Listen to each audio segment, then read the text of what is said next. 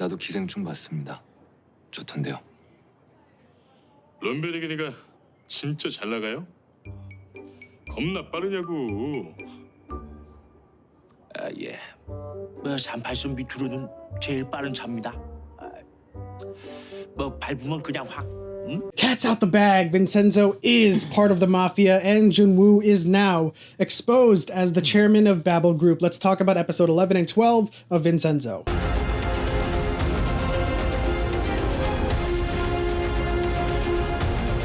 Whew, that was some pretty gripping scenes that we just saw. It turns out it was a fake gun. I thought Vincenzo was really serious about it, but you know, it's all part of his scheme. The last thing we saw from Vincenzo obviously was with Cha-Yong showing up at the scene on the underpass, and we thought, at least it looked like, that Vincenzo knew that Junwoo was the chairman. He gave him a dead stare. He was like, I know who the boss is, and then he looked at him, and they had a stare down, and nope. Boy, were we wrong about that one. Now, I don't know if we were completely wrong. I'm still of the It's just the way that they shot it, right? Like you kind of got the sense that he did know who he was. Maybe he still did, maybe a little bit. That's what you were getting into. Right, yeah. I mean, I'm still of the camp that he kind of had an idea. They kept on showing us all of these small little details where he notices Junwoo like talking down to the chairman, and he's like, why are you doing that? And so, of course, I think he had an idea. He just needed the hard evidence and the proof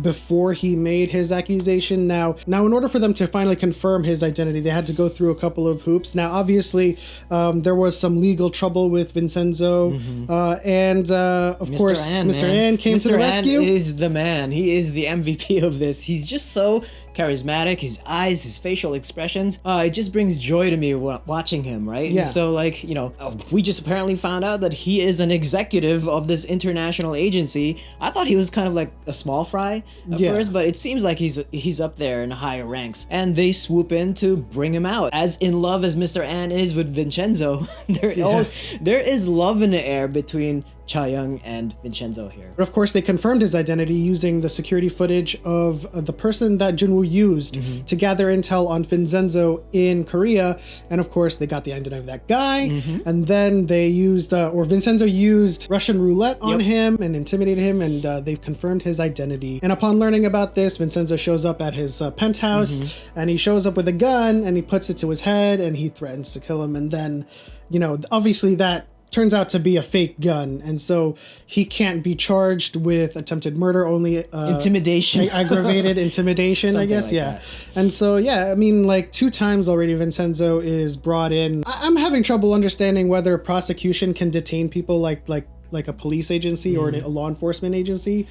But it looks like they have the power to detain and also let go, because they let go Vincenzo. I guess. I mean, like, the prosecution is trying so damn hard to take down Babel Group. They only have the Jiparagi Law Group, or whatever they are, the lawyers of good justice and deeds, right? Like, to back them up. And, you know, they let Vincenzo go, and Vincenzo goes off and, you know, tries to do his schemes again. But what comes to fruition is the actual secret of the gold. The entire plaza pretty much knows about this secret now. Everyone knows where it is. They all try to get Vincenzo to help him. Vincenzo has lunch with the street beggar, or like whatever the term is, like the street friend of your friend of a friend. Gives him a bunch of cash. That part of it is handled. You know, even more people are coming into the fray in terms of knowledge of the gold. We have the Bye balloon travel agency that just came into knowledge of this. We also learned that Mr. Cho is in debt, and he's been desperate for this gold, and that's why he, you know, did some things without Vincenzo knowing about it. He reported the Nanyang temple, and now his daughter, you know, can't go to her violin lessons, and his wife can't go to her Pilates class. He's 30 billion won in debt, and he's looking for this gold. And I'm pretty sure, like, his, after doing some kind of mental math, you know, his share comes out to 300 billion.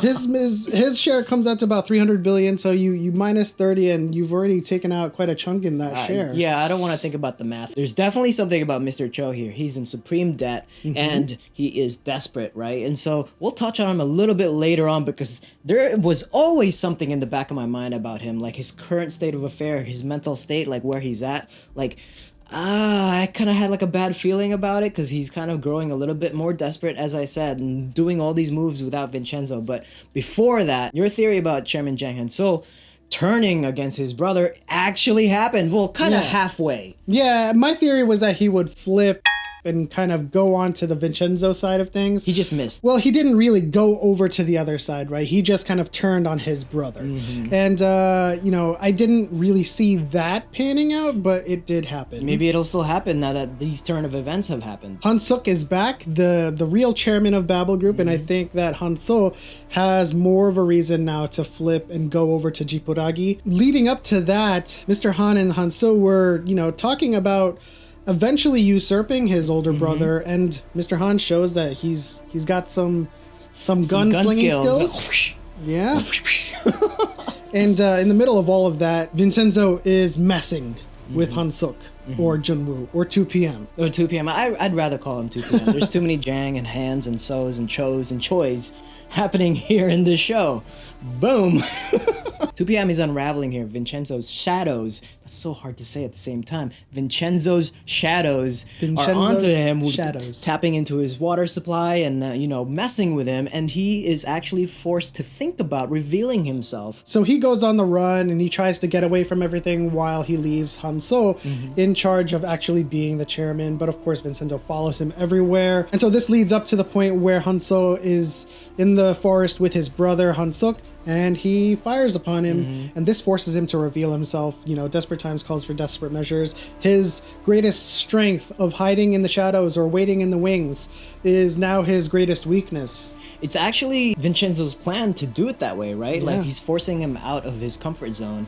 He's giving him all of the fears that he is afraid of, and now he's finally out as the actual chairman. And so now we come to the final act of episode 12, where they finally get all of the tenants out of the building. They go off on this hot spring vacation. Whoever takes the best photo wins 30 billion won. I don't know if Vincenzo has that. What's it, like $20,000 or something? Yeah, somewhere around there. And then, of course, this is all for the sake of Mr. Cho. But they get everyone out. They go into the temple and they start going in, and they get in. It's awesome, right? Everything is like A-okay. They get there, they see the gold, it's still there. Awesome. There's always something about the camera position or the camera framing into Vincenzo at that moment, and you're just like, where's Mr. Ho? Yeah, Mr. Cho. Where is Mr. Cho? Yeah, and when I saw that frame, I was like, Mr. Cho is about to knock him out. Nope, he pulls a gun on him. I was hesitant to believe that Mr. Cho could turn on Vincenzo. I knew he was desperate, and I knew he was trying to, you know, take things into his own hands. But of course, to actively betray him, I didn't really see coming. Flip here saw that it was coming, and of course, turns the gun on Vincenzo. It happens time and time again, right? Like Chairman Jang, like the little brother, like his mental state is like going all over the place. And so there's bound to be some betrayals here. Mr. Cho is so desperate that I don't know, like I could probably presume or make some theories right now. Like he wants to take more than 30%. Absolutely. I feel like it's more than 30% because we've seen from all these cliffhangers, right? Vincenzo pointing his gun at 2 p.m. It's a fake gun. And then now Mr. Cho pointing his gun at Vincenzo. We're going to see the next episode. And he's like, I want 40%. Yes, it always comes down to greed. And for sure, Mr. Cho just wants more of that money or all of it. But I don't know if Mr. Cho is going to come out of this unscathed. I think, you know, Vincenzo's ready for this. I think he's planned for a lot of things to go wrong. Obviously, the Gumga Plaza is something that he hasn't planned for because they're all a bunch of crazy hats with crazy backgrounds and histories like the scissor guy. At the end of the day, Vincenzo also needs the guillotine file, which kind of contains all of the corrupt deeds of politicians and officials in the government and Wu Sang and Babel Group. Exactly. So this is like a double-edged sword that all kinds of people could use. Yeah, and during that time when they were discussing about the guillotine file, we mentioned about the love in the air that's happening between Cha-Yong and Vincenzo. Cha-Yong just won her bet and she was ready to go pop. Well, she actually did, but there was a moment there where they were like this close to each other, made eye contact, and you know, Cha-Yong freaked out and just pop. Tell them about what I was saying during that moment. Oh, she's gonna kiss him. Yes, absolutely. I knew without a shadow of a doubt when they started, you know, when she started warming up for that you know, It's the that perfect forehead time. flick. Yeah. And she was winding up, or not winding up, but she was kind of getting into stance. I was like, you're gonna kiss him, aren't you? You're definitely gonna kiss him. That was on the table until he opened his eyes. I think his feelings for Cha-Yong are actually starting to develop here. He wants to stay in Korea now. Like, he's got to help her through this long war. He won't leave her for that. Doesn't want to leave Cha-Yong alone in this long war against Babel, and then the guillotine file and the gold. Like, I think I see him staying. At the end of the day, we can see it in his eyes. He is denying his feelings, but we can see as the viewer with omnipotence that he is looking at her with longing eyes, and she is looking at him with longing eyes, and they just need to get down. They just need to get down. Let us know what you think in the comment section below. Which episode is it going to be that they actually end up kissing? I would say episode 16. I would say the next episode. Next episode.